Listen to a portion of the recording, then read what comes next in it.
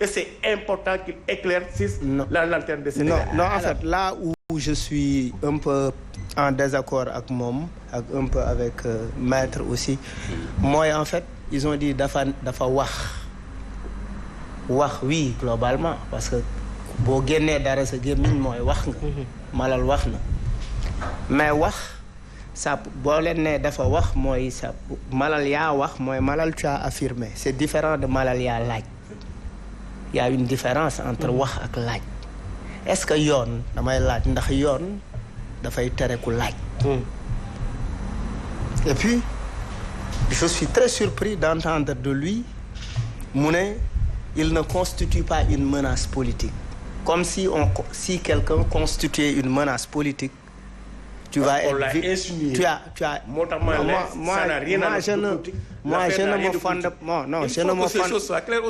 ne me fonde pas sur des insinuations parce que une insinuation quand même non dama ne oui mais qu'on lui laisse le soin de terminer le oui parce que xam nga boo ne il ne constitue pas une menace politique sama dégg-dégg mooy quand quelqu'un constitue une menace politique mooy après il y a le bâton sur cette personne là moom loolu la wone li mu wax loolu la li nga wax ni loolu la arrestation bi à peu près di illustrer maintenant même bu fekkee du personnalité politique bu influente et que jël nañ ko jox ko ay responsabilités premier ministre tel ak lu mu mun ak luñ ko poste bu mu munti occuper UEMOA un peu partout ministre du budget premier ministre je pense que dañ ko fal sur la base de ses compétences et en fait dañ ko fal par rapport à une république faluñu ko par rapport à un parti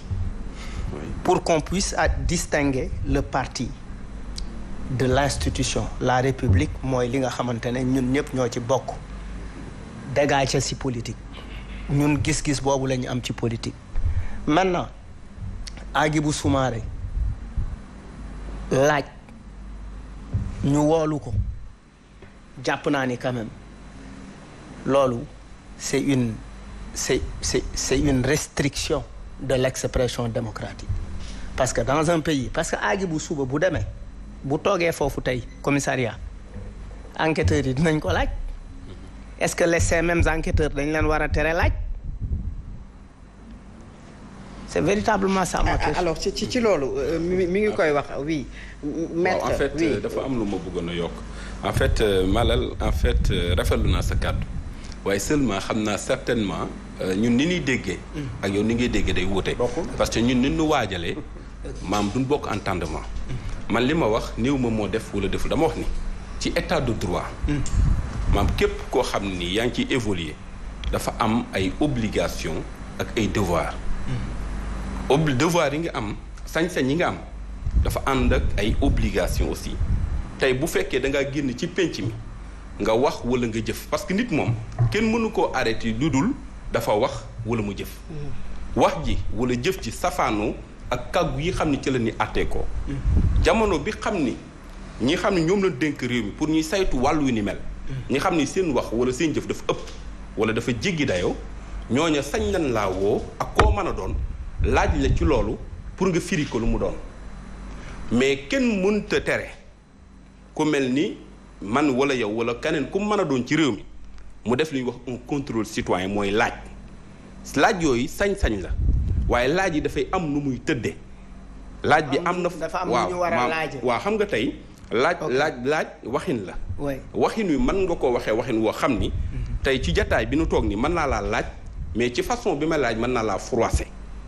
dégg nga wax ci am naa façon woo xam ni ci wàllu olof bu ma la ko laajee woon tey di nga ni ma yow sa wax ji seetaat ko ni nga koy waxee. mais tontu ma yombul. waaw déggoo dama ni. li may wax de woon c'est que li ma bëgg ñu wax ko mooy.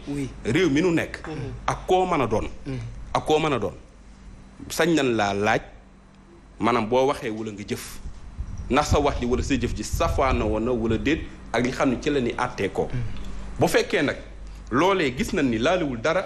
ci li safaan ak réew mi ni ñu ko tëggee jàpp naa ne kenn wër laa mën a arrêté mais débat bi nga posé mooy est-ce que la judiciarisation de l'espace politique constitue-t-elle une menace à la démocratie tey jii mooy d'abord il faut ñu comprendre bu baax lan mooy qu'est-ce qu'on entend par judiciarisation de l'espace public. mooy l'orientation de nos conflits vers la justice. Maintenant l'état en fait démocratique boo xoolee ci ñi ko tënk d'abord da ngay xool comme Abraham Lincoln le 16e président américain moo njëkk a montré la bonne définition de la démocratie en disant quoi? Que la démocratie c'est le gouvernement du peuple par le peuple et pour le peuple. Définition boobu confrère boo ko seetee daf lay yóbbu ci ñaari wala ñeenti conséquences mooy état de droit mooy état démocratique mooy état boo xam ni y a état de droit. L'état de droit nag mooy état boo xam ne nii le gouvernement comme le gouvernement ils sont soumis à la loi. Mais aussi état démocratique boobu mooy impliquer maanaam une séparation des pouvoirs. Mais état de droit boobu aussi soxna Fatou. mooy en fait inclure également la garantie des droits de l'homme mais aussi mooy également maanaam doon état boo xam ni c'est un gouvernement par et pour le peuple. Mais loolu lan nga ci mën a jàngat est-ce que la judiciarisation de l'espace public constitue-t-elle une menace? Dans un premier temps man moo koy aborder dama wax ni la judiciarisation de l'espace politique constitue un facteur de consolidation de l'état de droit. C'est ça. Dans quelle mesure? Oui. xam nga Malal. grand dafa am ci état de droit. maanaam tey conflits yi ni am conflits sociaux yi ni am maanaam li koy mën a garantir moo yóbbu ko ci wàllu yoon. justice man cee addu pour wax ni ci réew mi nangam kat dañ koy tere te ku ko def lii mooy àtte bi. loolu dafay garantir li ñuy wax ordre public ak li ñuy wax stabilité. donc réew mu nekk bu ñu bëggee mu jag mun noo bañ nit ñi jël conflit yi ni am di ko yóbbu ci wàllu yoon.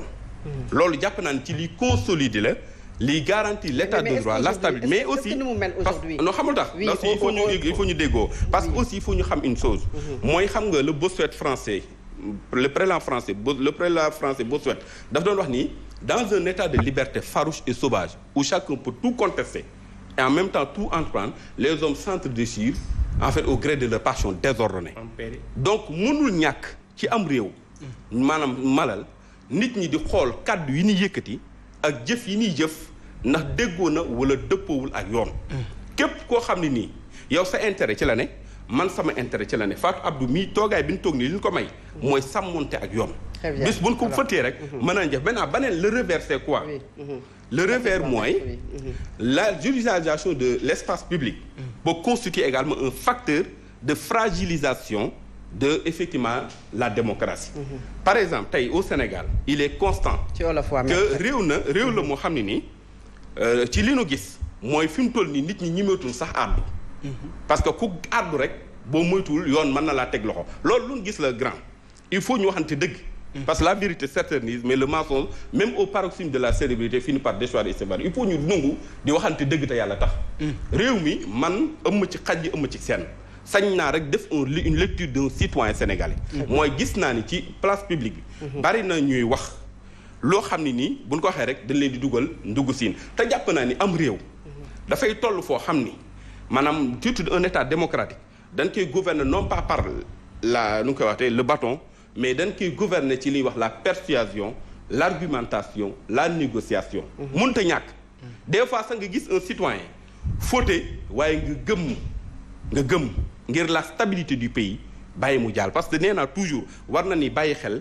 maanaam l'intérêt supérieur de la nation lépp lu ko mën a entraver loolee jël ko teg ko ci kaw kii da koy jar très bien alors wax na ko c'est-à-dire maître définir na un peu ci li nga xam ne moom la ñuy def comme thème judiciarisation de l'espace public rawatina ci état de droit sànq ñi ngi ci Hadjibou Soumaré mais bu dul loolu des membres de la société civile des opposants des jeunes yoo xamante ne ay mouvements citoyens croupissent en prison je parle Malal maa ngi ñëw ci yow maître s'il vous plaît c'est pour compléter voilà temps bi moom moo waxaat après maa ngi ñëw ci yow maître alors croupissent ñu ngi ci kaso bi lan nga jàpp ne moom moo expliqué comme li ñuy waxtaanee ni waxtaan wala coow bu jóg après ñu daal di la machine judiciaire sambal ndax dafa am défiance ci sunu ay institutions wala ñàkk respecter loi yi moom moo indi loolu.